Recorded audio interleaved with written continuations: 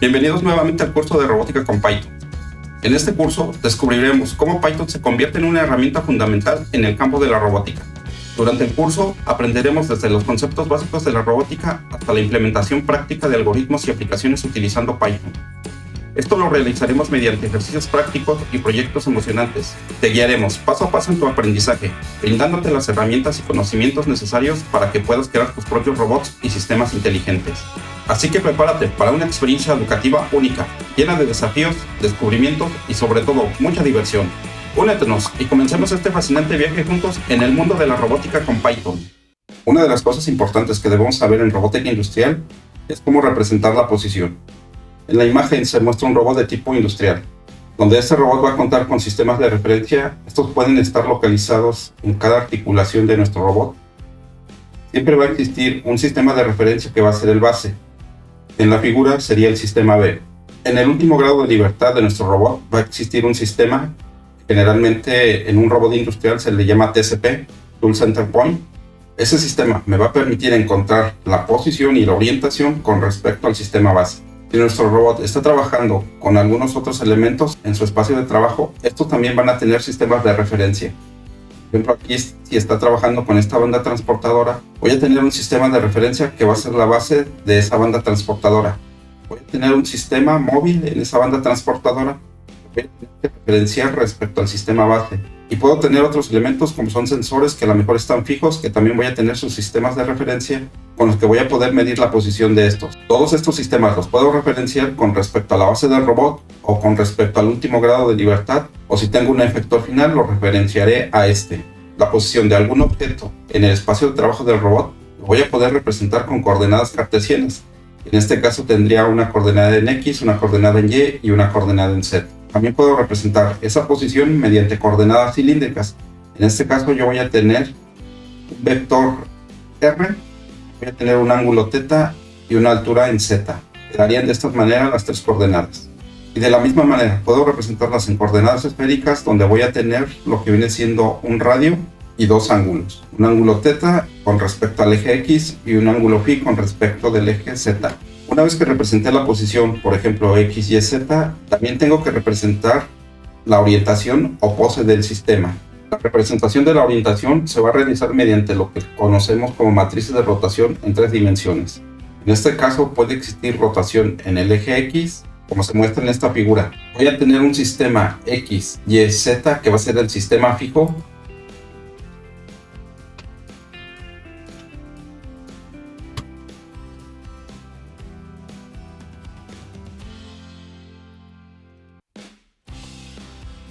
Y también voy a tener un sistema OW que va a ser un sistema móvil.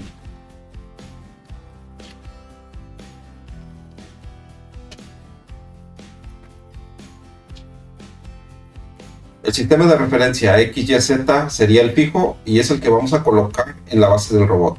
Y el sistema móvil OW puede ser este sistema H o alguno de estos o alguno que esté en otra articulación de nuestro robot. Una vez que definimos quién es el sistema móvil y quién es el sistema fijo, voy a tener esta matriz que me va a representar la rotación en el eje X, un ángulo alfa. Y va a tener las componentes 1, 0, 0 para el primer renglón, 0, coseno de alfa menos seno de alfa para el segundo renglón, y 0, seno de alfa y coseno de alfa para el tercer renglón. Para determinar las componentes de esta matriz, lo que tenemos que hacer es lo siguiente. Como el sistema móvil solamente rotó respecto del eje X un ángulo alfa, el vector U no tiene componentes en Y ni en Z, solamente tiene una componente en U. Los otros dos vectores, el V y el W, rotaron, por lo tanto están trabajando en un plano YZ. Entonces lo que vamos a hacer es encontrar las componentes de cada vector en el plano YZ.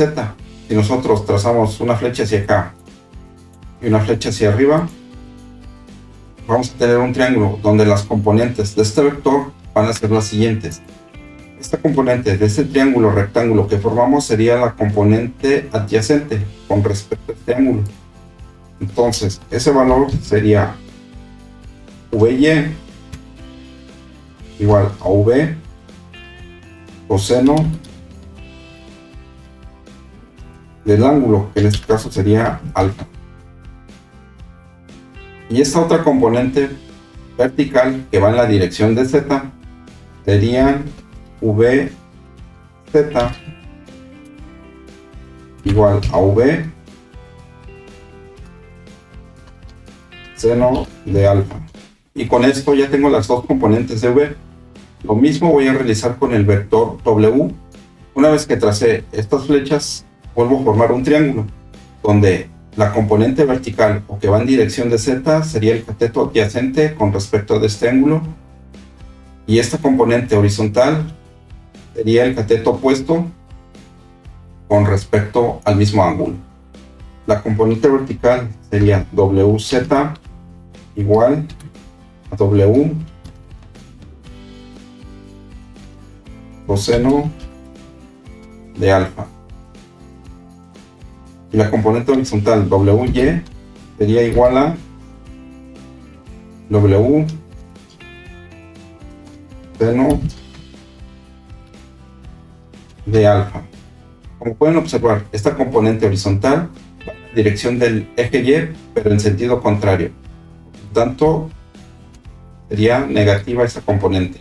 Y con esto ya tengo las componentes tanto para el vector V como para el vector W. Una vez que determinamos las componentes de cada vector, para pasarlo a matriz vamos a realizar lo siguiente. La primera fila la vamos a llamar X. La segunda fila será el eje Y la tercera fila será el eje Z. Esto me va a representar el sistema fijo. Y en columnas voy a tener el sistema móvil. La primera columna va a ser la U, la segunda columna V y la tercera columna W. Entonces, lo que tengo que hacer es representar cada vector del sistema móvil U, V, W respecto al sistema fijo. El vector móvil U, como se aprecia en la figura, no tiene componentes en el eje Y ni en el eje Z. Por lo tanto, en Y es 0 y en Z también. Lo único que tiene es una componente en el eje X. Esa componente va a ser unitario, es decir, U va a valer 1. Es lo que tenemos aquí. El vector V, como solamente está en el plano YZ, no va a tener componentes en el eje X. Por eso aquí aparece un 0. Ahora, la componente en Y de este vector sería V coseno de alfa. Dado que el sistema móvil U, V, W los trabajaríamos como vectores unitarios, entonces V vale 1. Por eso solamente tenemos coseno de alfa. Es esta componente que tengo aquí. La componente Z del vector V, en la figura obtuvimos V seno de alfa. Dado que V es 1, voy a tener solamente seno de alfa. Para el vector W voy a tener lo siguiente. El vector W está trabajando solamente en el plano YZ igual, por lo tanto no tengo componente en X y esto me parece un 0. La componente de ese vector en el eje Y sería esta parte de aquí, que sería el cateto opuesto, que es menos W seno de alfa. Porque W vale 1, solamente me queda menos seno de alfa, que es esta parte que tendría aquí. Y la componente en Z del vector W sería W coseno de alfa. Como W vale 1, solamente me queda coseno de alfa. Sería esto que está aquí. Y de esa manera terminamos las componentes de esa matriz de rotación. Otra de las cosas que utilizamos en robótica es calcular la inversa de una matriz de rotación. En robótica, la inversa de una matriz se calcula de la siguiente forma. La inversa va a ser igual a la matriz transpuesta. Lo único que tengo que hacer es cambiar las filas por columnas. Es decir, 1, 0, 0 se transformaría en 1, 0, 0. 0 coseno menos seno de alfa, 0 seno de alfa menos seno de alfa.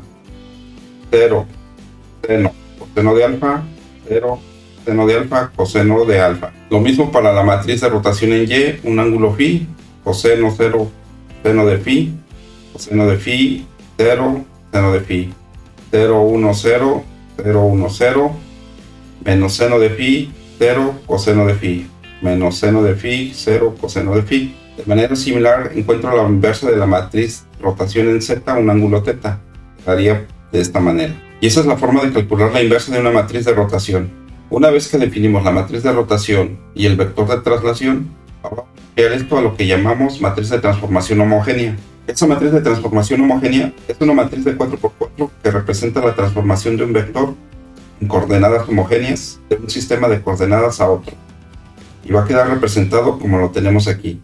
Voy a tener una submatriz de 3×3 que me va a representar lo que es la rotación, un vector de 3×1 que va a ser la traslación, otro vector de 1×3 que me va a representar la perspectiva, y un escalar. Aquí en robótica nosotros vamos a trabajar con la matriz de rotación, traslación. La perspectiva va a ser para nosotros un 0 y el escalado va a ser un 1. Normalmente esta matriz de 4×4 se trabaja en lo que es el desarrollo de videojuegos. Ahí sí tenemos perspectiva y escalado. Aquí en robótica solamente tendremos un 0 y un 1. Y la matriz quedará definida como lo que tenemos aquí en el cuadro rojo. Una matriz de rotación de 3×3, un vector de 3×1 de traslación, un 0 y un 1. Si en esa matriz de transformación homogénea solo existe traslación, entonces la matriz queda definida como esto que está aquí. ¿Qué me representa esta matriz? Aquí al inicio los sistemas coincidían, es decir, el sistema U estaba posicionado aquí, el V sobre Y y el W sobre Z. Cuando existe solamente la traslación, esto se traslada a cierta posición dependiendo de lo que esté realizando el robot. Entonces la matriz de rotación queda representada por la matriz de entidad, que sería donde la diagonal tiene puros unos y los demás elementos son ceros. Y la traslación, voy a tener una coordenada en X, que es Px, una coordenada en Y, Py, una coordenada en Z, Z, medidas desde el origen del sistema de referencia fijo al sistema de referencia móvil. Si en ese sistema móvil aparece un vector R con coordenadas U, V, W, es decir, este vector parte desde el origen del vector móvil. Y si ese punto yo lo quiero representar con respecto al sistema fijo X, Y, Z, entonces lo que tengo que realizar es lo siguiente.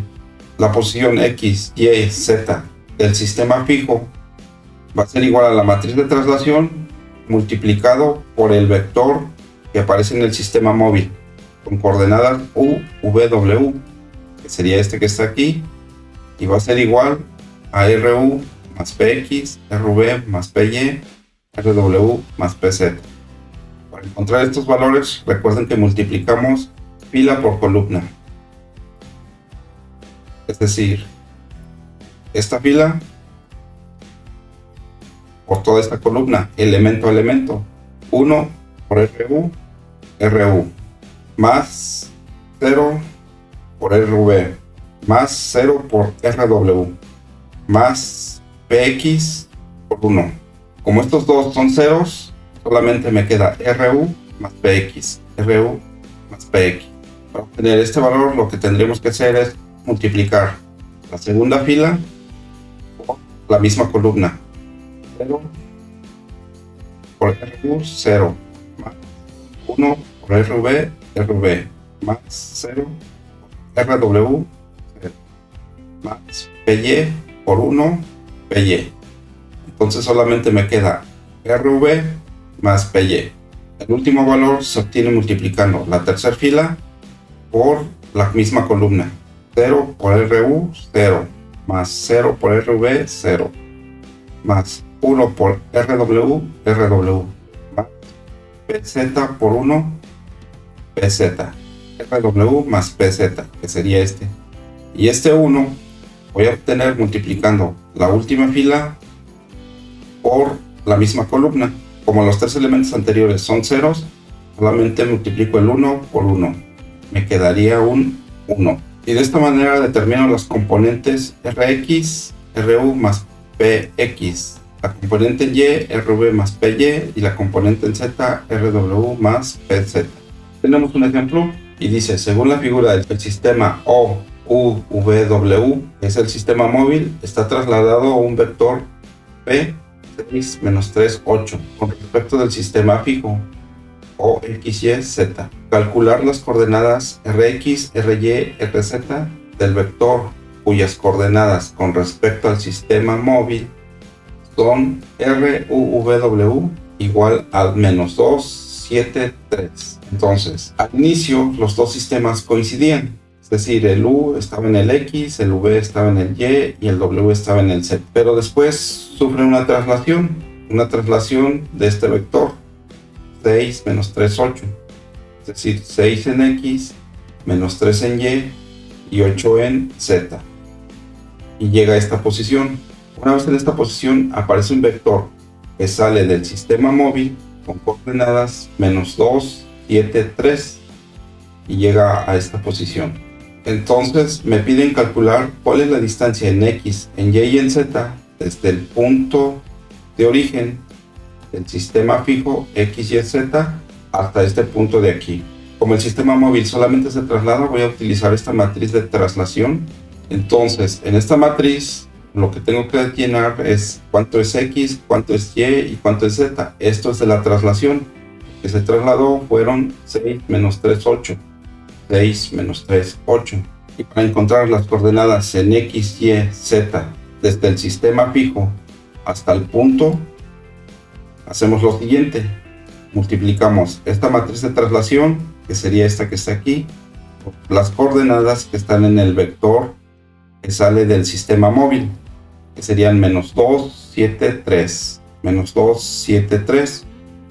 Recuerden que multiplicamos filas por columnas. 1 por menos 2 y 6 por 1, 6 menos 2 más 6, 4.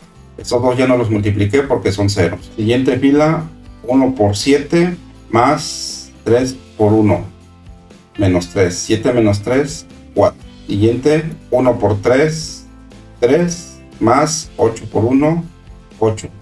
3 más 8, 11. Y el último 1 va a pasar 1 por 1, 1. Y de esa manera determino estas coordenadas que me van a representar lo siguiente. En X, 4. En Y, 4. Que sería hacia acá. Y en Z, 11. Y como pueden observar, llego al mismo punto, pero ahora desde el sistema fijo, X, Y, Z. Cuando calculamos el producto de la matriz por el vector, cuando es pura traslación, podemos hacer lo siguiente. 6 menos 2, 4. Menos 3 más 7, 4. 8 más 3, 11. Y de esa manera determinamos las posiciones X, Y y Z de nuestro punto. Únetenos y comencemos este fascinante viaje juntos en el mundo de la robótica con Python.